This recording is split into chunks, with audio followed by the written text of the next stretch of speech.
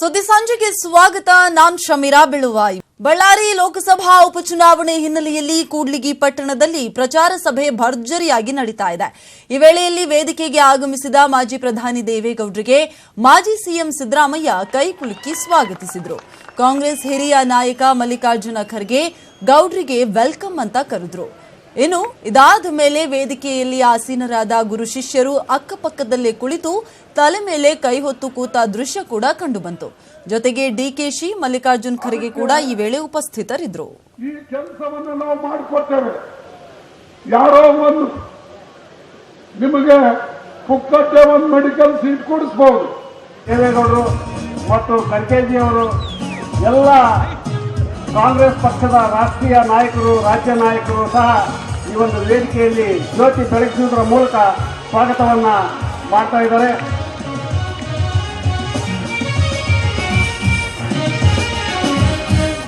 ಆದ್ರೆ ಹೇಳಿದ್ದವರು ಯುವಕರಿಗೆ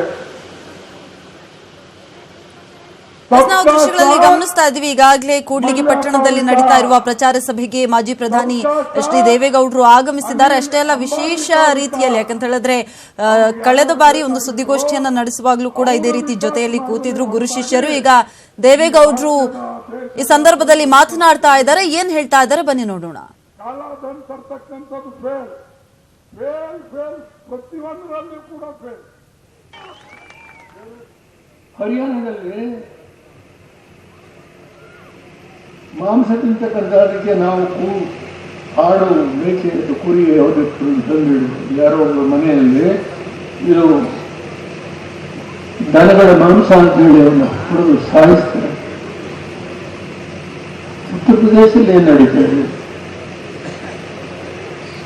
ದಯಮಾಡಿ ಎಚ್ಚೆತ್ತ ಮತದಾರರನ್ನು ಏನಪ್ಪ ಸಿದ್ದರಾಮಯ್ಯ ದೇವರು ಹೊಡೆದಾಡೋದು ಒಂದು ಸೇರ್ಬಿಟ್ಟಿದ್ದಾರೆ. ಸ್ವಾರ್ಥ ಇಲ್ಲ, ಸ್ವಾರ್ಥ ಅಲ್ಲ. ಮುಂದಿನ 2019 ಚುನಾವಣೆಯಲ್ಲಿ 5 ಕ್ಷೇತ್ರ ನಾವು ಗೆಲ್ಲಿಸಿ ನಿಮ್ಮ ಆಶೀರ್ವಾದದಿಂದ ನಾವು ಪಡೆದುಕೊಟ್ರೆ 3 ಪಾರ್ಲಿಮೆಂಟ್ ಚುನಾವಣೆಗೂ ನಾವು ಗೆಲ್ಲಲೇಬೇಕು. ಇದರಲ್ಲಿ ಯಾವುದೇ ಪ್ರತಿಷ್ಠೆ ಇಲ್ಲ ನಮಗೆ. ಅದು ಬರ್ತಕ್ಕಂಥ ಕೀರ್ತಿ ಒಂದು ರಾಷ್ಟ್ರೀಯ ಪಕ್ಷವಾದಂಥ ಕಾಂಗ್ರೆಸ್ಗೆ, ಒಂದು ಪ್ರಾದೇಶಿಕ ಪಕ್ಷ ಸಣ್ಣ ಪಕ್ಷ, ಈ ಎರಡೂ ಸೇರಿ ಹಿಂದೂಸ್ತಾನಕ್ಕೆ ಒಂದು ಹೊಸ ಸರ್ಕಾರ ತೆಗೆಯಲಿಕ್ಕೆ ಸಾಧ್ಯ ಆಗುತ್ತೆ ಅನ್ನೋ ನಂಬಿಕೆಯನ್ನು ನೀವು ಇವತ್ತು ಈ ಸಭೆಯಲ್ಲಿ ಹೇಳ್ತೇನೆ. ಈ ಆದೇಶ ಸಂದೇಶ ಕೊಡೋ ಪುಣ್ಯಾತ್ಮರು ನೀವು ಆ ಕೆಲಸ ಮಾಡಲಿಕ್ಕೆ ಕೇಳಿಸ್ಬೇಕು. ಹೋಗಿ ಮನೆ ಮರೀರಿ.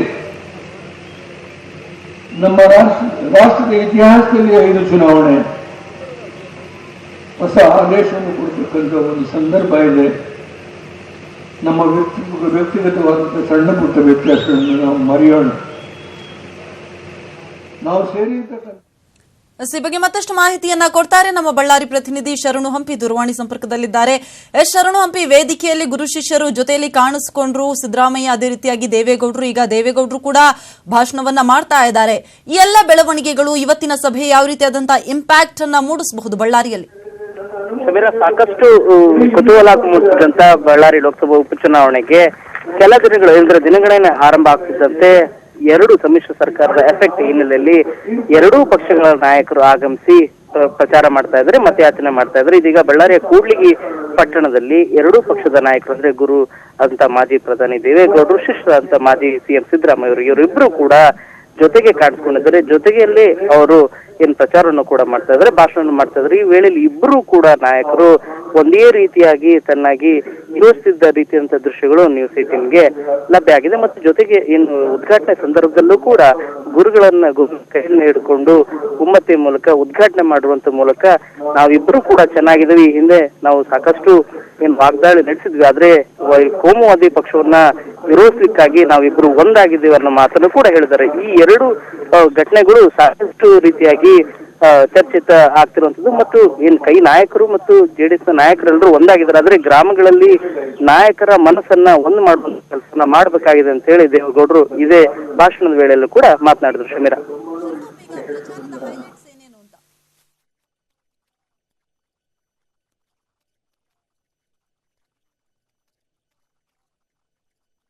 ಶರಣು ಹಂಪಿ, ನನ್ನ ಧ್ವನಿ ಕೇಳಿಸ್ತಾ ಇದ್ರೆ ಈಗಾಗಲೇ ಗುರು ಶಿಷ್ಯರಿಬ್ರು ಕೂಡ ಜೊತೆಯಲ್ಲಿದ್ದಾರೆ, ಸಹಜವಾಗಿ ಇಂಪ್ಯಾಕ್ಟ್ ಬೀರ್ತಾ ಇದೆ ಅನ್ನುವಂಥದ್ದು ಗೊತ್ತಾಗ್ತಾ ಇದೆ.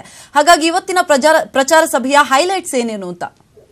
ಶಮೀರಾ, ನಿಜಕ್ಕೂ ಕೂಡ ಯಾಕಂದ್ರೆ ಇಬ್ರು ನಾಯಕರು ಒಂದೇ ವೇದಿಕೆಯಲ್ಲಿ ಸೇರ್ತಾರೆ ಅನ್ನೋದೇ ಪ್ರಮುಖವಾದಂತ ಹೈಲೈಟ್. ಅದು ಆಗುತ್ತೆ ಇಲ್ಲ ಅಂತಾನು ಕೂಡ ಒಂದ್ ಕಡೆಗೆ ಸಾಕಷ್ಟು ಏನು ಭಯನೂ ಕೂಡ ಇದೆ. ಯಾಕಂದ್ರೆ ಕಾರ್ಯಕ್ರಮ ಆರಂಭ ಆಗಿ 1.5 ಗಂಟೆ ಆದ್ರೂ ಕೂಡ ಮಾಜಿ ಪ್ರಧಾನಿ ದೇವೇಗೌಡರು ಆಗಮಿಸಿದ್ದಿಲ್ಲ. ಎಲ್ಲಾ ನಾಯಕರು ಆಗಮಿಸಿ ಭಾಷಣ ಒಬ್ಬರಿಗಿಂತ ಒಬ್ರು ಭಾಷಣ ಮಾಡ್ತಾ ಇದ್ರು, ಆದ್ರೆ ಮಾಜಿ ಪ್ರಧಾನಿ ದೇವೇಗೌಡರು ಆಗಮಿಸಿದ್ದಿಲ್ಲ. ಇತ್ತೀಚೆಗೆ ಅಂದ್ರೆ ಒಂದು ಅರ್ಧ ಗಂಟೆ ನಂತರವಷ್ಟೇ, ಅರ್ಧ ಗಂಟೆ ಹಿಂದೆ ಅಷ್ಟೇ ಪ್ರಧಾನಿಯವರು ಆಗಮಿಸಿ ಭಾಷಣವನ್ನ ಆರಂಭಿಸಿದ್ದಾರೆ. ಮಾಜಿ ಪ್ರಧಾನಿ ದೇವೇಗೌಡರು ಆಗಮಿಸಿದಂತೆ ಎಲ್ಲಾ ನಾಯಕರು ಅವರನ್ನ ಬರಮಾಡಿಕೊಂಡ್ರು, ಎಲ್ಲರೂ ಎದ್ದು ನಿಂತ್ಕೊಂಡು ಗೌರವಿಸಿದ್ರು. ಮತ್ತು ಮಲ್ಲಿಕಾರ್ಜುನ್ ಖರ್ಗೆ ಅವರು ಆ ಸಂದರ್ಭದಲ್ಲಿ ಭಾಷಣ ಮಾಡ್ತಿದ್ರು, ಗೌಡರಿಗೆ ವೆಲ್ಕಮ್ ಅಂತ ಹೇಳಿ ಸ್ವಾಗತನ ಮಾಡಿದ್ರು. ಸೊ ಎರಡೂ ಪಕ್ಷಗಳಿಗೂ ಕೂಡ ಇದು ಅನಿವಾರ್ಯವಾಗಿರೋದು. ನಾವಿಬ್ರು ಕೂಡ ಒಮ್ಮತದಿಂದ ಚುನಾವಣೆಯನ್ನ ಅನಿವಾರ್ಯವಾಗಿ ಎದುರಿಸಲೇಬೇಕಾಗಿದೆ. ಸೋನಿಯಾ ಗಾಂಧಿ ಮತ್ತು ರಾಹುಲ್ ಗಾಂಧಿ ಅವರ ನೀಡಿದ ನಿರ್ದೇಶನವನ್ನ ನಾವು ಮುನ್ನಡಿಬೇಕು ಅಂತ ಹೇಳಿ ಸ್ವತಃ ಮಾಜಿ ಪ್ರಧಾನಿ ದೇವೇಗೌಡರೇ ಹೇಳಿದ್ದಾರೆ. ಈ ಮೂಲಕ ಏನು ಕೂಡ್ಲಿಗಿಯಲ್ಲಿ ನಡೆದಂತ ಪ್ರಚಾರ ಏನಿದೆ, ಬರೀ ಕೇವಲ ಒಂದು ಬಳ್ಳಾರಿ ಲೋಕಸಭಾ ಉಪಚುನಾವಣೆ ಮಾತ್ರ ಅಲ್ಲ, ಇಲ್ಲಿ ರಾಜ್ಯದಲ್ಲಿ ನಡೆಸಿರುವಂತಹ 5 ಉಪಚುನಾವಣೆಯಲ್ಲೂ ಕೂಡ ಗೆಲ್ಲುವ ಮೂಲಕ ಕೋಮುವಾದಿ ಪಕ್ಷವನ್ನ ವಿರೋಧಿಸಬೇಕು ಅನ್ನುವಂತ ಸಂದೇಶವನ್ನ ರವಾನೆ ಮಾಡಿದ್ದಾರೆ. ಓಕೆ, ಥ್ಯಾಂಕ್ ಯು ಶರಣು ಹಂಪಿ ತಮ್ಮೆಲ್ಲ ಡೀಟೇಲ್ಸ್ಗೆ. ಇನ್ನು ಇದೇ ಪ್ರಚಾರ ಸಭೆಯಲ್ಲಿ ಡಿಕೆ ಶಿವಕುಮಾರ್ ಅವರು ಕೂಡ ಮಾತನಾಡಿದ್ದಾರೆ. ಹಾಗಾದ್ರೆ ಡಿಕೆಶಿ ಏನ್ ಹೇಳಿದ್ರು ಅನ್ನೋದನ್ನ ನೋಡೋಣ ಬನ್ನಿ.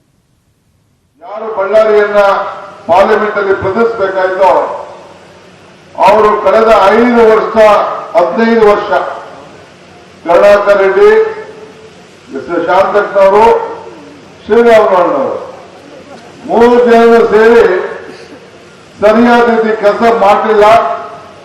ಆ ಸ್ಥಾನವನ್ನ ತುಂಬಲಿಕ್ಕೆ ಒಂದು ಒಳ್ಳೆ ಅವಕಾಶವನ್ನ ಮಾಡಿಕೊಟ್ಟಿದ್ದಾರೆ ಅಂತ ಹೇಳಿ ಒಂದು ದೊಡ್ಡ ಚರ್ಚೆ ವಾದ ನಡೀತಾ ಇದೆ.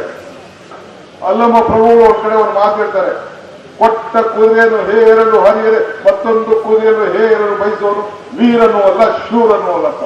ಹಂಗೆ ಅಧಿಕಾರ ಜನ ಬಳ್ಳಾರಿ ಕೊಟ್ಟಿದ್ರು, ಅದನ್ನ ಉಪಯೋಗಿಸ್ಕೊಳಕಾದ್ರೆ ಇಲ್ಲಿ ಬಂದು ಏನ್ ಮಾಡ್ಲಿಕ್ಕೆ ಸಾಧ್ಯ? ನಟ ದುನಿಯಾ ವಿಜಯ್ ಮತ್ತು ನಾಗರತ್ನ ನಡುವೆ ಮನಸ್ತಾಪ ಇರೋ ಹಿನ್ನೆಲೆಯಲ್ಲಿ ವಿಚ್ಛೇದನವನ್ನ ಕೋರಿ ನಟ ದುನಿಯಾ ವಿಜಯ್ ಅರ್ಜಿಯನ್ನ ಸಲ್ಲಿಸಿದ್ದಾರೆ. ಕೌಟುಂಬಿಕ ನ್ಯಾಯಾಲಯಕ್ಕೆ ದುನಿಯಾ ವಿಜಯ್ ಈಗಾಗಲೇ ಅರ್ಜಿಯನ್ನ ಸಲ್ಲಿಸಿದ್ದಾರೆ. ಬೆಂಗಳೂರಿನ ಸಿದ್ದಯ್ಯ ರಸ್ತೆಯಲ್ಲಿರುವ ಕೌಟುಂಬಿಕ ನ್ಯಾಯಾಲಯಕ್ಕೆ ದುನಿಯಾ ವಿಜಯ್ ಅರ್ಜಿಯನ್ನ ಸಲ್ಲಿಸಿದ್ದಾರೆ. ಇದೇನು ಮೊದಲಲ್ಲ, ಈ ಹಿಂದೆ ಕೂಡ ಗಲಾಟೆ ಮಾಡಿ ವಿಚ್ಛೇದನಕ್ಕೆ ಪ್ರಯತ್ನ ಪಟ್ಟಿದ್ರು, ಆಗ ರಾಜಿ ಸಂಧಾನವನ್ನ ಕೂಡ ಮಾಡಲಾಗಿತ್ತು. ಇದೀಗ ಡಿವೋರ್ಸ್ಗೆ 2ನೇ ಬಾರಿ ಅರ್ಜಿಯನ್ನ ಸಲ್ಲಿಸಿದ್ದಾರೆ. ದುನಿಯಾ ವಿಜಯ್ ಅವರು ವಿಚ್ಛೇದನಕ್ಕೆ ಅರ್ಜಿ ಸಲ್ಲಿಸಿದ್ದಾರೆ. ದುನಿಯಾ ವಿಜಯ್ ಹಾಗೂ ನಾಗರತ್ನ ನಡುವೆ ಮನಸ್ತಾಪ ಆಗ್ತಾ ಇರೋ ಹಿನ್ನೆಲೆಯಲ್ಲಿ ವಿಚ್ಛೇದನ ಬೇಕು, ನನಗೆ ಡಿವೋರ್ಸ್ ಬೇಕು ಅಂತ ಹೇಳಿ ಈಗ ಕೌಟುಂಬಿಕ ನ್ಯಾಯಾಲಯಕ್ಕೆ ದುನಿಯಾ ವಿಜಯ್ ಅರ್ಜಿಯನ್ನ ಸಲ್ಲಿಸಿದ್ದಾರೆ. ಅಷ್ಟೆಲ್ಲ ದಾಂಪತ್ಯದಲ್ಲಿ ಕ್ರೌರ್ಯ ನಡವಳಿಕೆ ಆರೋಪಿಸಿ ಅರ್ಜಿಯನ್ನ ಸಲ್ಲಿಸಿದ್ದಾರೆ ಎನ್ನುವಂತಹ ಮಾಹಿತಿ ಸದ್ಯಕ್ಕೆ ತಿಳಿದು ಬರ್ತಾ ಇದೆ. ವಿಜಯ್ ಪರ ವಕೀಲೆಯಾಗಿರುವ ರಾಜೇಶ್ವರಿ ಅವರು ಈ ಅರ್ಜಿಯನ್ನ ಸಲ್ಲಿಸಿದ್ದಾರೆ. ಈಗಾಗಲೇ ಬೆಂಗಳೂರಿನ ಕೌಟುಂಬಿಕ ನ್ಯಾಯಾಲಯಕ್ಕೆ ಬಂದು ಅರ್ಜಿಯನ್ನ ಸಲ್ಲಿಸಲಾಗಿದೆ. ಸಾಕಷ್ಟು ಹೈಡ್ರಾಮಾಗಳು ದುನಿಯಾ ವಿಜಯ್ ಕುಟುಂಬದಲ್ಲಿ ನಡೀತಾ ಇರೋದ್ರಿಂದಾಗಿ, ಆಲ್ಮೋಸ್ಟ್ ಲಿಟ್ರಲ್ ಇದು ಬೀದಿ ಜಗಳ ಆಗಿರೋದ್ರಿಂದಾಗಿ ಈಗ ದುನಿಯಾ ವಿಜಯ್ ನಾಗರತ್ನ ಅವರಿಂದ ಡಿವೋರ್ಸ್ ಅನ್ನ ಬಯಸ್ತಾ ಇದ್ದಾರೆ. ಈ ಮೂಲಕವಾಗಿ ವಿಚ್ಛೇದನವನ್ನ ಕೋರಿ ನಟ ದುನಿಯಾ ವಿಜಯ್ ಅವರು ಈಗಾಗಲೇ ಕೌಟುಂಬಿಕ ನ್ಯಾಯಾಲಯ ಏನಿದೆ ಇಲ್ಲಿ ನನಗೆ ವಿಚ್ಛೇದನ ಬೇಕು, ನಾಗರತ್ನ ಅವರಿಂದ ನನಗೆ ಡಿವೋರ್ಸ್ ಬೇಕು ಅಂತ ಹೇಳಿ ಅರ್ಜಿಯನ್ನ ಸಲ್ಲಿಸಿದ್ದಾರೆ. ಈ ಹಿಂದೆ ಕೂಡ ಗಲಾಟೆ ಮಾಡಿ ವಿಚ್ಛೇದನಕ್ಕೆ ದುನಿಯಾ ವಿಜಯ್ ಅರ್ಜಿಯನ್ನ ಸಲ್ಲಿಸಿದ್ರು. ಆ ಸಮಯದಲ್ಲಿ ರಾಜಿ ಸಂಧಾನವನ್ನ ಕೂಡ ಮಾಡಲಾಗಿತ್ತು. ಯಾಕಂತ ಹೇಳಿದ್ರೆ ನಾಗರತ್ನ ಅವರು ಆ ಸಮಯದಲ್ಲಿ ಒಪ್ಪಿರಲಿಲ್ಲ, ನನಗೆ ವಿಚ್ಛೇದನ ಬೇಡ ಅನ್ನುವಂತ ಹೇಳಿಕೆಯನ್ನ ನಾಗರತ್ನ ಅವರು ನೀಡಿದ್ರು. ಹಾಗಾಗಿ ಈ ಬಾರಿ ನಾಗರತ್ನ ಅವರ ಡಿಸಿಷನ್ ಏನಿರುತ್ತೆ ಅನ್ನುವಂಥದ್ದು ಕೂಡ ಅಷ್ಟೇ ಕುತೂಹಲಕ್ಕೆ ಕಾರಣವಾಗ್ತಾ ಇದೆ. ಯಾಕಂತ ಹೇಳಿದ್ರೆ ಒಂದ್ ಕಡೆಯಲ್ಲಿ ಪೊಲೀಸರು ಅವರ ಪತ್ತೆ ಕಾರ್ಯವನ್ನ ಮಾಡ್ತಾ ಇದ್ದಾರೆ. ಇಷ್ಟೆಲ್ಲ ಹೈಡ್ರಾಮಾಗಳಿಗೆ ನಾಗರತ್ನ ಅವರು ಸಾಕಷ್ಟು ಅವರ ವಿರುದ್ಧ ಸಾಕ್ಷ್ಯಗಳು ಕೂಡ ಇರೋದ್ರಿಂದಾಗಿ ನಾಗರತ್ನ ಅವರನ್ನು ಒಂದ್ ಕಡೆಯಲ್ಲಿ ಹುಡುಕ್ತಾ ಇದ್ದಾರೆ. ಮತ್ತೊಂದ್ ಕಡೆಯಲ್ಲಿ ಈಗ ದುನಿಯಾ ವಿಜಯ್ ಅವರು ನನ್ನ ಮೊದಲ ಪತ್ನಿ ನಾಗರತ್ನರಿಂದ ನನಗೆ ಡಿವೋರ್ಸ್ ಬೇಕು ಅಂತ ಅರ್ಜಿಯನ್ನ ಸಲ್ಲಿಸಿದ್ದಾರೆ. ಈ ಬಗ್ಗೆ ಮತ್ತಷ್ಟು ಮಾಹಿತಿಯನ್ನ ಕೊಡ್ತಾರೆ ನಮ್ಮ ಹಿರಿಯ ವರದಿಗಾರ ಪುಟ್ಟರಾಜು ದೂರವಾಣಿ ಸಂಪರ್ಕದಲ್ಲಿದ್ದಾರೆ. ಪುಟ್ಟರಾಜು, ಇದೀಗ ದುನಿಯಾ ವಿಜಯ್ ವಿಚ್ಛೇದನವನ್ನ ಕೋರಿ ಅರ್ಜಿಯನ್ನ ಸಲ್ಲಿಸಿದ್ದಾರೆ. ಹಾಗಾದ್ರೆ ರೀಸನ್ ಅನ್ನ ಕೊಡಬೇಕಾಗುತ್ತೆ, ಯಾವ ಕಾರಣಕ್ಕೋಸ್ಕರ ನನಗೆ ವಿಚ್ಛೇದನ ಬೇಕು ಅಂತ ಹೇಳಿ ದುನಿಯಾ ವಿಜಯ್ ಯಾವ ರೀಸನ್ ಅನ್ನ ಮೆನ್ಷನ್ ಮಾಡಿದ್ದಾರೆ?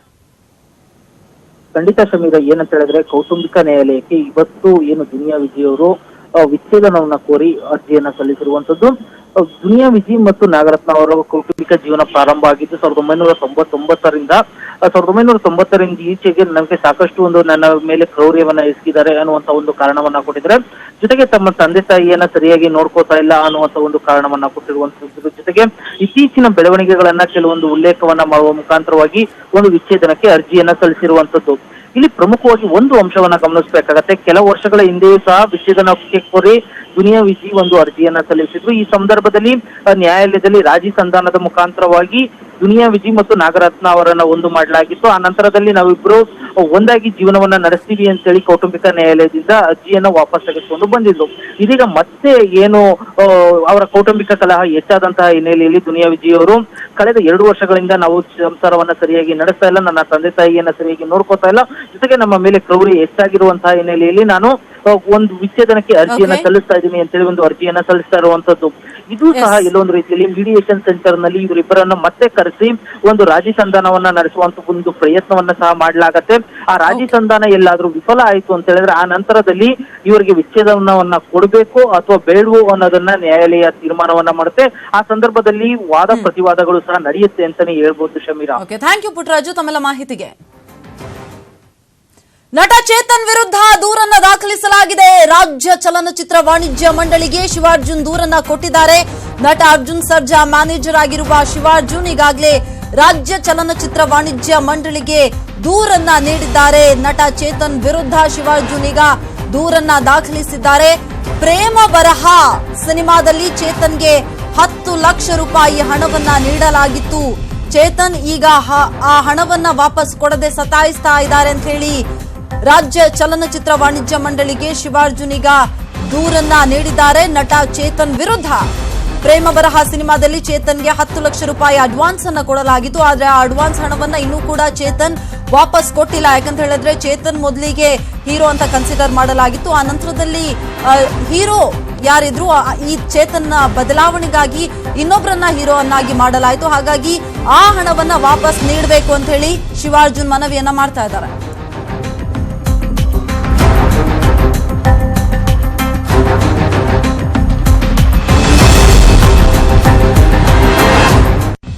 ಹಿರಿಯ ನಿರ್ದೇಶಕ ಎಂಎಸ್ ರಾಜಶೇಖರ್ ನಿಧನರಾಗಿದ್ದಾರೆ. ಉಸಿರಾಟದ ತೊಂದರೆಯಿಂದ ಎಂಎಸ್ ರಾಜಶೇಖರ್ ಬಳಲ್ತಾ ಇದ್ರು. ವಿಕ್ರಮ್ ಆಸ್ಪತ್ರೆಯಲ್ಲಿ ರಾಜಶೇಖರ್ ಚಿಕಿತ್ಸೆಯನ್ನ ಪಡಿತಾ ಇದ್ರು. ಮನಮೆಚ್ಚಿದ ಹುಡುಗಿ, ನಂಜುಂಡಿ ಕಲ್ಯಾಣ, ಗಜಪತಿ, ಗರ್ವಭಂಗ ಸೇರಿದಂತೆ ಹಲವಾರು ಸಿನಿಮಾಗಳನ್ನ ನಿರ್ದೇಶಿಸಿದ್ರು ಎಂಎಸ್ ರಾಜಶೇಖರ್ ಅವರು. ಸ್ಯಾಂಡಲ್ವುಡ್ಗೆ ಸಾಕಷ್ಟು ಕೊಡುಗೆಗಳನ್ನ ನೀಡಿದಂತಹ ಹಿರಿಯ ನಿರ್ದೇಶಕ ಎಂಎಸ್ ರಾಜಶೇಖರ್ ಸಾವನ್ನಪ್ಪಿದ್ದಾರೆ. ಉಸಿರಾಟದ ತೊಂದರೆಯಿಂದ ಎಂಎಸ್ ರಾಜಶೇಖರ್ ಬಳಲ್ತಾ ಇದ್ರು. ವಿಕ್ರಮ್ ಆಸ್ಪತ್ರೆಯಲ್ಲಿ ಚಿಕಿತ್ಸೆಯನ್ನ ಪಡಿತಾ ಇದ್ರು. ಆದ್ರೆ ಚಿಕಿತ್ಸೆ ಫಲಕಾರಿಯಾಗದೆ ಎಂಎಸ್ ರಾಜಶೇಖರ್ ಅವರು ನಿಧನರಾಗಿದ್ದಾರೆ. ಮನಮೆಚ್ಚಿದ ಹುಡುಗಿ ಇರಬಹುದು, ನಂಜುಂಡಿ ಕಲ್ಯಾಣ, ಅದೇ ರೀತಿಯಾಗಿ ಗಜಪತಿ, ಗರ್ವಭಂಗ ಸೇರಿದಂತೆ ಸಾಕಷ್ಟು ಸಿನಿಮಾಗಳನ್ನ ನಿರ್ದೇಶಿಸಿದ್ರು. ಅಷ್ಟೇ ಅಲ್ಲ, ರಥಸಪ್ತಮಿಯನ್ನ ಕೂಡ ಇವರು ನಿರ್ದೇಶಿಸಿದ್ರು. ಡಕೋಟಾ ಎಕ್ಸ್ಪ್ರೆಸ್, ಇನ್ನು ಮನಸೆ ಮನಸೆ ಬಹಳ ಚೆನ್ನಾಗಿದೆ. ಇಂತಹ ಅನೇಕ ಸಿನಿಮಾಗಳನ್ನ ನಿರ್ದೇಶಿಸಿದ್ರು. 2006ರಲ್ಲಿ ರವಿಶಾಸ್ತ್ರಿ ಸಿನಿಮಾವನ್ನ ಕೂಡ ನಿರ್ದೇಶಿಸಿದ್ರು. ಸಾಕಷ್ಟು ಹಿರಿಯ ಮೇರು ಕಲಾವಿದರ ಜೊತೆಗೆ ಕೆಲಸವನ್ನ ಮಾಡಿದ್ರು ಎಂಎಸ್ ರಾಜಶೇಖರ್ ಅವರು. ಉಸಿರಾಟದ ತೊಂದರೆಯಿಂದ ಬಳಲ್ತಾ ಇದ್ರು. ಹಾಗಾಗಿ ಅವರನ್ನ ವಿಕ್ರಮ್ ಆಸ್ಪತ್ರೆಗೆ ಸೇರಿಸಲಾಗಿತ್ತು. ಆದ್ರೆ ವಿಕ್ರಮ್ ಆಸ್ಪತ್ರೆಯಲ್ಲಿ ಚಿಕಿತ್ಸೆಯನ್ನ ಪಡಿತಾ ಇದ್ರು ಕೂಡ ಚಿಕಿತ್ಸೆ ಫಲಕಾರಿಯಾಗದೆ ನಿರ್ದೇಶಕ ಎಂಎಸ್ ರಾಜಶೇಖರ್ ಅವರು ನಿಧನರಾಗಿದ್ದಾರೆ. ಮನಮೆಚ್ಚಿದ ಹುಡುಗಿ, ನಂಜುಂಡಿ ಕಲ್ಯಾಣ, ಗಜಪತಿ, ಗರ್ವಭಂಗ ಸೇರಿದಂತೆ ಹಲವಾರು ಹಿಟ್ ಸಿನಿಮಾಗಳನ್ನ ನೀಡಿದಂತಹ ಹಿರಿಯ ನಿರ್ದೇಶಕ ಎಂಎಸ್ ರಾಜಶೇಖರ್ ನಿಧನರಾಗಿದ್ದಾರೆ.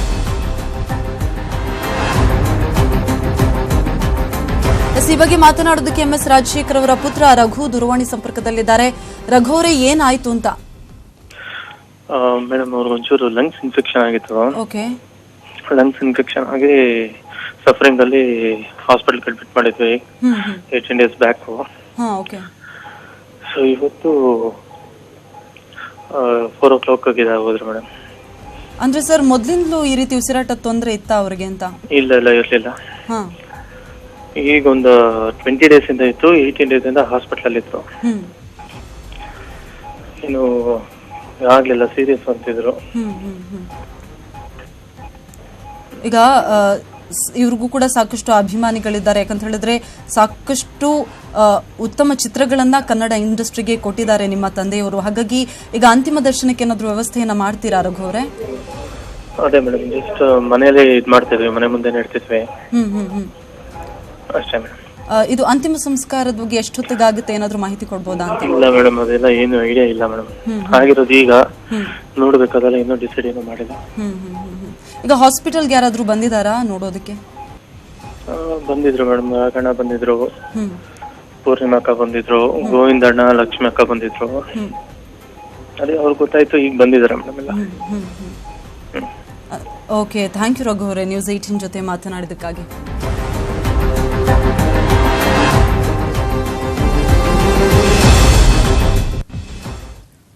ಮಂಡ್ಯದ ಪಾಂಡವಪುರದಲ್ಲಿ ಕಾಂಗ್ರೆಸ್ ಕಾರ್ಯಕರ್ತರ ಸಭೆಯಲ್ಲಿ ರಮ್ಯಾ ಸೋಲಿನ ಬಗ್ಗೆ ಕಾಂಗ್ರೆಸ್ ಕಾರ್ಯಕರ್ತರು ಚರ್ಚೆಯನ್ನ ಮಾಡಿದ್ದಾರೆ.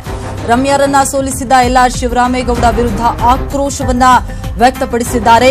ರಮ್ಯಾ ಸೋಲಿಗೆ ಕಾರಣರಾಗಿದ್ದ ಎಲ್ಆರ್ ಶಿವರಾಮೇಗೌಡ ವಿರುದ್ಧ ಮಂಡ್ಯದ ಪಾಂಡವಪುರದಲ್ಲಿ ಕಾಂಗ್ರೆಸ್ ಕಾರ್ಯಕರ್ತರ ಸಭೆಯಲ್ಲಿ ಆಕ್ರೋಶವನ್ನ ಹೊರಹಾಕಲಾಗಿದೆ. ಶಿವರಾಮೇಗೌಡ ಬಹಿರಂಗವಾಗಿ ಕ್ಷಮೆ ಕೇಳಬೇಕು ಅಂತ ಹೇಳಿ ಕಾರ್ಯಕರ್ತರು ಒತ್ತಾಯವನ್ನ ಮಾಡಿದ್ದಾರೆ. ಬಿಜೆಪಿಗೆ ಬೆಂಬಲವನ್ನ ನೀಡ್ತೀವಿ ಅಂತ ಹೇಳಿ ಸಭೆಯಲ್ಲಿ ಕೈ ಕಾರ್ಯಕರ್ತರು ಘೋಷಿಸಿದ್ದಾರೆ. ಇನ್ನು ಕಾರ್ಯಕರ್ತರ ರೆಬೆಲ್ಗೆ ಕಾಂಗ್ರೆಸ್ ನಾಯಕರು ಕಕ್ಕಾಬಿಕ್ಕಿಯಾಗಿದ್ದಾರೆ.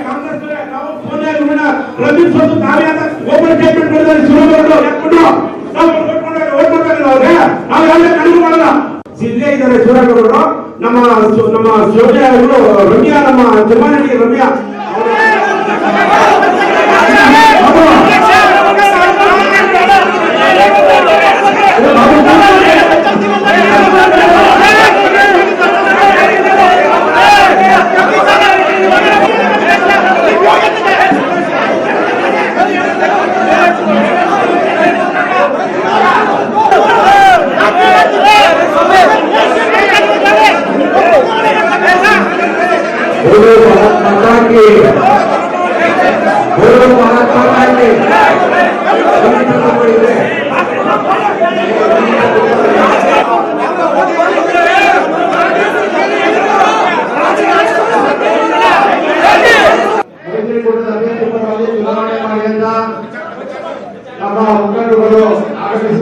ಡಿಕೆಶಿ ನನ್ನ ಅಣ್ಣ ಅಭಿಮಾನಿ ಅನ್ನೋದು ಚುನಾವಣಾ ತಂತ್ರ, ನನ್ನ ಭಯದಿಂದ ಅಲ್ಲ, ರಾಜಕೀಯ ತಂತ್ರ ಮಾಡ್ತಾ ಇದ್ದಾರೆ ಅಂತ ಡಿಕೆಶಿ ವಿರುದ್ಧ ಶ್ರೀರಾಮುಲು ವಾಗ್ದಾಳಿ ನಡೆಸಿದ್ದಾರೆ. ಕೂಡ ರಾಜಕೀಯ ತಂತ್ರದಲ್ಲಿ ಇದೊಂದು ಕೂಡ ತಂತ್ರ, ಅದು ನಾವು ಅಲ್ಲ, ಭಯ ಅಲ್ಲ, ಆ ತಂತ್ರದಲ್ಲಿ ಬೀಳಬಾರ್ದು. ಯಾವ ವ್ಯಕ್ತಿ ಕೂಡ ನೇರವಾಗಿ ಮಾತಾಡ್ತಾನೆ ಅವನು ನಂಬಬಹುದು. ಅಣ್ಣ ತಮ್ಮ ಅಂದೇಳಿ ನಾಟಕೀಯವಾದಂಥ ಮಾತುಗಳು ಮಾತಾಡ್ತಾರೆ, ಅದು ಭಾಳ ಡೇಂಜರಸ್. ಆ ತಂತ್ರ ರಾಮುಲು ಅವ್ರ ಹತ್ರ ನಡೆಯಲ್ಲ. ನನಗೆ ವೈಯಕ್ತಿಕವಾಗಿ ಅವ್ರು ನಾನು ಗೌರವವನ್ನು ಕೊಡ್ಬೋದು, ಅವ್ರ ಅಣ್ಣನಂತ ಶಬ್ದ ಬಳಕೆಯನ್ನು ಮಾಡಿದನೋ ಅದನ್ನ ತಪ್ಪನ್ನ ಕೇಳೋಕೆ ಹೋಗಲ್ಲ. ಆದರೆ ಇದು ಚುನಾವಣೆ ಏನಿದೆನೋ, ಚುನಾವಣೆಯಲ್ಲಿ ಏನಿದೆನೋ ಇದೊಂದು ತಂತ್ರ ಆಗಿರೋ ಕಾರಣ ಆ ತಂತ್ರದಲ್ಲಿ ಸಿಗಾಕೊಂಡಂತ ರಾಮುಲು ಅಲ್ಲ. ಅವ್ರಿಗೆ ಎಷ್ಟು ರಾಜಕಾರಣದಲ್ಲಿ ಅನುಭವ ಇದೆನೋ ನನಗೆ ಅಷ್ಟು ರಾಜಕಾರಣದಲ್ಲಿ ಅನುಭವ ಇದೆ. ಅವ್ರು ಯಾವ ಶಾಲೆಯಲ್ಲಿ ಓದ್ಕೊಂಡಿದ್ದಾರೆ ಅದೇ ಶಾಲೆಯಲ್ಲಿ ನಾನು ಓದ್ಕೊಂಡಿದ್ದೀನಿ. ಹಂಗಾಗಿ ಶ್ರೀರಾಮುಲು ಅಷ್ಟು ದಡ್ಡೇನಲ್ಲ ರಾಜಕಾರಣದಲ್ಲಿ. ಇನ್ನು ಡಿಕೆ ಶಿವಕುಮಾರ್ ವಿರುದ್ಧ ಮಾಜಿ ಸಚಿವ ಜನಾರ್ದನ ರೆಡ್ಡಿ ವಾಗ್ದಾಳಿ ನಡೆಸಿದ್ದಾರೆ. ನಾನು ಡಿಕೆಶಿ ಜೊತೆ ಬಹಿರಂಗ ಚರ್ಚೆಗೆ ರೆಡಿ ಇದ್ದೀನಿ. ಬಳ್ಳಾರಿಯಿಂದ 1 ಕಿಲೋಮೀಟರ್ ಪ್ರಯಾಣ ಅಷ್ಟೇ. ಡಿಕೆಶಿ ಬೇಕಾದ್ರೆ ಇಲ್ಲಿಗೆ ಬರಲಿ, ನಾನು ಚರ್ಚೆಗೆ ರೆಡಿ ಇದ್ದೀನಿ ಅಂತ ಹೇಳಿದ್ರು. ಇವತ್ತು ನೀನು ಬರೀ ದುಡ್ಡು ಇಟ್ಕೊಂಡು ಚುನಾವಣೆ ಮಾಡ್ಬೋದು ಅಂತ ಹೇಳಿ ಇವತ್ತು ನಾವೇನೊಂದು ಸ್ಟೇಜ್ ಹಾಕೊಂಡ ಬರ್ರಿ ಅಂತ ಹೇಳಿ ಶ್ರೀರಾಮುಲ್ಗೆ ಚಾಲೆಂಜ್ ಮಾಡಿದ್ರೆ ಬೇಡ. ಇವತ್ತು ನಾನು ಬಳ್ಳಾರಿ ಜಿಲ್ಲೆ ಒಳಗಡೆ ಬಂದು ಪ್ರಚಾರ ಮಾಡ್ಲಿಕ್ಕೆ ನನಗಿಲ್ಲ. ನೀನು ಜಿಲ್ಲೆಯಲ್ಲಿದ್ರು ಕೂಡ ಪ್ರಚಾರ ಮಾಡೋದಕ್ಕಿಂತ ದುಡ್ಡಿನ ಮೇಲೇನೆ ನೀನು ನಂಬಿಕೆ ಇಟ್ಕೊಂಡು ಗೆಲ್ಬೇಕನ್ನುವಂಥ ಕಾನ್ಫಿಡೆನ್ಸ್ ಅಲ್ಲಿ ನೀನಿದೀಯಾ. ನಾನು ಹೇಳ್ತಾ ಇರೋದಂದ್ರೆ ಸನ್ಮಾನ್ಯ ಡಿ.ಕೆ. ಶಿವಕುಮಾರ್ ಅವರು, ನೀವು ಬನ್ನಿ, ನೀವು ಮೊಳಕಲ್ಮೂರ್ಗೋ ರಾಂಪುರಕ್ಕೋ ಬನ್ನಿ, ಎಲ್ಲ ನಮ್ಮ ಬಳ್ಳಾರಿ ಮಾಧ್ಯಮ ಸ್ನೇಹಿತರನ್ನು ಕರೆಸೋಣ. ಅವ್ರ ಮುಂದೆ ನಾವಿಬ್ರು ಕುತ್ಕೊಂಡು ಮಾತಾಡೋಣ. ಆದ್ರೆ ನಾನು ಮುಂಚೆನೆ ಅವ್ರು ಬರ್ತಾರೋ ಇಲ್ಲ ನನಗೆ ಅಂದ್ರೆ 100ಕ್ಕೆ 100 ಬರೋದಿಲ್ಲ ಅವ್ರಿಗೆ. ಯಾಕಂದ್ರೆ ಏನ್ ಮುಖ ಇಟ್ಕೊಂಡು ಬರ್ತಾರೆ ಅವ್ರು. ನಿಜವಾಗ್ಲೂ ಕಳೆದ 5 ವರ್ಷದಲ್ಲಿ ಸಿದ್ದರಾಮಯ್ಯ ಅವ್ರ ಸರ್ಕಾರದಲ್ಲಿ ಬಳ್ಳಾರಿ ಜಿಲ್ಲೆಗೆ ಏನಾದ್ರು ಮಾಡಿದ್ರೆ ನಮ್ಮ ಬಳ್ಳಾರಿ ಮಾಧ್ಯಮ ಸ್ನೇಹಿತರೆ ನೀವೇ ಕಂಪೇರ್ ಮಾಡ್ಕೋಬಹುದು. ನಾನೇನು ನಿಮ್ ಮುಂದೆ ನನ್ನನ್ನು ನಾನು ಹೊಗಳ್ಕೊಂಡು ನಮ್ಮ ಸರ್ಕಾರ ಮಾಡಿದೆ ಅಂತ ನಾನು ಹೇಳುವಂತ ಅವಶ್ಯಕತೆ ಇಲ್ಲ. ಯಡಿಯೂರಪ್ಪಗೆ ಸಿಎಂ ಕುಮಾರಸ್ವಾಮಿ ಬಹಿರಂಗ ಸವಾಲನ್ನ ಹಾಕಿದ್ದಾರೆ. ನಾನು ಯಾವುದೇ ಪ್ರಕರಣದಲ್ಲಿ 1 ಪೈಸೆ ತಗೊಂಡಿದ್ರೆ ಹೇಳಿ, ನಾನು ಇವತ್ತೇ ರಾಜೀನಾಮೆ ಕೊಟ್ಟು ಹೋಗ್ತೀನಿ ಅಂತ ಹೇಳಿದ್ರು. ಈ ನಾಡಿನ 6.5 ಕೋಟಿ ಜನ ನನ್ನ ಆಸ್ತಿ. ನಾನು ಆಸ್ತಿ ಸಂಪಾದನೆ ಮಾಡಲು ಮುಖ್ಯಮಂತ್ರಿ ಆಗಿಲ್ಲ. ಯಡಿಯೂರಪ್ಪ ರಾಯಲ್ ಆರ್ಕೇಡ್ ಜಮೀನೆಲ್ಲವನ್ನ ಕೂಡ ಮಾಡಿಕೊಂಡಿದ್ದಾರೆ. ತೋಟದಲ್ಲಿ ಅಡಿಕೆ ಬೆಳೆದು ಆ ದುಡ್ಡಿನಲ್ಲಿ ಚುನಾವಣೆ ಮಾಡ್ತಿದ್ದಾರಾ ಅಂತ ಮಾಜಿ ಸಿಎಂ ಯಡಿಯೂರಪ್ಪಗೆ ಸಿಎಂ ಕುಮಾರಸ್ವಾಮಿ ಚಾಟಿ ಬೀಸಿದ್ದಾರೆ. ವರ್ಗಾವಣೆ ದಂಧೆನಲ್ಲಿ ಈ ಸರ್ಕಾರ ಹಣ ಲೂಟಿ ಮಾಡುತ್ತಾರೆ ಅಂತ ಹೇಳಿ ಯಡಿಯೂರಪ್ಪನವರಿಗೆ ಒಂದೇ ವೇದಿಕೆ ಮೇಲೆ ಬರಲಿಕ್ಕೆ ಇವತ್ತು ಸವಾಲಾಗ್ತೀನಿ. ಕುಮಾರಸ್ವಾಮಿಯ ಈ ಆಡಳಿತದಲ್ಲಿ ಕುಮಾರಸ್ವಾಮಿ ಯಾವುದಾದ್ರೂ ವರ್ಗಾವಣೆಯಲ್ಲಿ ಹಣ ತಗೊಂಡು ದಂಧೆ ಮಾಡಿದ್ದಾನೆ ಅಂತಕ್ಕಂಥದ್ದು ಒಂದು ಪ್ರಕರಣದಲ್ಲಿ ಇವತ್ತೇನಾದ್ರೂ ಅವರು ಸಾಕ್ಷಿ ಇಟ್ರೆ ಒಂದು ಕ್ಷಣ ಈ ಜಾಗದಲ್ಲಿ ನಿಲ್ಲೋದಿಲ್ಲ. ನಾನು ತಯಾರಾಗಿದ್ದೇನೆ. ಮಾತನಾಡ್ತಕ್ಕಂಥ ಚಪಲ, ಮಾತನಾಡ್ಲಿಕ್ಕೆ ಅವ್ರ ಹತ್ರ ವಿಷಯಗಳಿಲ್ಲ, ಮಾತನಾಡ್ಲಿಕ್ಕೆ ಅವರಿಗೆ. ಶರಣಪ್ರಕಾಶ ಪಾಟೀಲ್ ಮತ್ತೆ ತಮ್ಮ ನಾಲಿಗೆಯನ್ನ ಹರಿಬಿಟ್ಟಿದ್ದಾರೆ. ಬಿಜೆಪಿ ಜನರಿಗೆ ಕುಡಿಸಿ ಮತ ಹಾಕಿಸ್ಕೊಂಡು ಹೋಗ್ತಾರೆ, ಪುಂಡ ಪೋಖರಿಗಳಿಗೆ ಕುಡಿಸಿ ಊರಲ್ಲಿ ಗಲಾಟೆ ಮಾಡಿಸ್ತಾರೆ ಅಂತ ಅವಾಚ್ಯ ಶಬ್ದಗಳಿಂದ ನಿಂದಿಸಿದ್ದಾರೆ. ಬಿಜೆಪಿಯವರು ಊರಲ್ಲಿ ಒಂದು ಪುಟ್ಟಿ ಮಣ್ಣು ಹಾಕಿಲ್ಲ. ಈ ಎಲೆಕ್ಷನ್ ಆ ಚಟ ಕುಡಿಸಿ 4 ಗುಂಡಗಳಿಗೆ ಕಳಿಸಿ ಇಷ್ಟೇ ಕೆಲಸ ಮಾಡ್ತಾರೆ. ಅವ್ರ ಕೈಲಿ ಏನು ಕೆಲಸ ಮಾಡಕ್ಕಾಗಲ್ಲ, ಅವ್ರ ಕೈಲಿ ಏನು ಆಗೋದೂ ಇಲ್ಲ. ಯಾರು ಮಾಡ್ತಾರೆ ಈ ಕೆಲಸ? ಧೈರ್ಯ ಇದ್ರೆ ಎದುರು ಬಂದು ಏನಾಗ್ತಿದ್ರೆ ಕೇಳಬೇಕು. ಉತ್ತರ ಪ್ರದೇಶದಲ್ಲಿ ಮಹಿಳಾ ಕಾನ್ಸ್ಟೇಬಲ್ ಒಬ್ರು ತಮ್ಮ 6 ತಿಂಗಳ ಹಸುಗೂಸನ್ನ ಟೇಬಲ್ ಮೇಲೆ ಮಲಗಿಸಿ ಡ್ಯೂಟಿ ಮಾಡ್ತಾ ಇದ್ರು. ಆ ಫೋಟೋ ಸೋಷಿಯಲ್ ಮೀಡಿಯಾದಲ್ಲಿ ಸಖತ್ ವೈರಲ್ ಆದ್ಮೇಲೆ ಕಾನ್ಸ್ಟೇಬಲ್ ಅನ್ನ ಅವರ ಪತಿ ಕೆಲಸ ಮಾಡ್ತಿದ್ದ ಸ್ಥಳಕ್ಕೆ ಪೊಲೀಸ್ ಇಲಾಖೆ ಟ್ರಾನ್ಸ್ಫರ್ ಮಾಡಿದೆ. ಇನ್ನು ಝಾನ್ಸಿ ಪೊಲೀಸ್ ಸ್ಟೇಷನ್ನಲ್ಲಿ ಅರ್ಚನಾ ಜಯಂತ್ ಸಿಂಗ್ ತಮ್ಮ 6 ತಿಂಗಳ ಮಗುವನ್ನ ಟೇಬಲ್ ಮೇಲೆ ಮಲಗಿಸಿ ಡ್ಯೂಟಿ ಮಾಡ್ತಾ ಇದ್ರು. ಈ ಫೋಟೋ ತುಂಬಾನೇ ವೈರಲ್ ಆಗಿತ್ತು. ಅದನ್ನು ನೋಡಿದ ಡಿಜಿಪಿ ಒಪಿ ಸಿಂಗ್ ತಕ್ಷಣವೇ ಅರ್ಚನಾರನ್ನ ಝಾನ್ಸಿಯಿಂದ ಅವರ ಪತಿ ಕೆಲಸ ಮಾಡ್ತಾ ಇದ್ದ ಆಗ್ರಾಗೆ ವರ್ಗಾವಣೆ ಮಾಡಿದ್ದಾರೆ. ಮಹಿಳೆಯ ಕಾರ್ಯದಕ್ಷತೆ ಮೆಚ್ಚಿ ಬಹುಮಾನವನ್ನ ಕೂಡ ಘೋಷಿಸಿದ್ದಾರೆ. ಈ ಘಟನೆ ಬಳಿಕ ಪೊಲೀಸ್ ಇಲಾಖೆ ಪುಟ್ಟ ಮಕ್ಕಳನ್ನ ಹೊಂದಿರೋ ಮಹಿಳಾ ಕಾನ್ಸ್ಟೇಬಲ್ಗಳಿಗೆ ಅನುಕೂಲವಾಗುವಂತೆ ಸ್ಟೇಷನ್ಗಳನ್ನ, ಶಿಶುಪಾಲನಾ ಕೇಂದ್ರಗಳನ್ನ ಸ್ಥಾಪಿಸಲು ನಿರ್ಧರಿಸಿದೆ.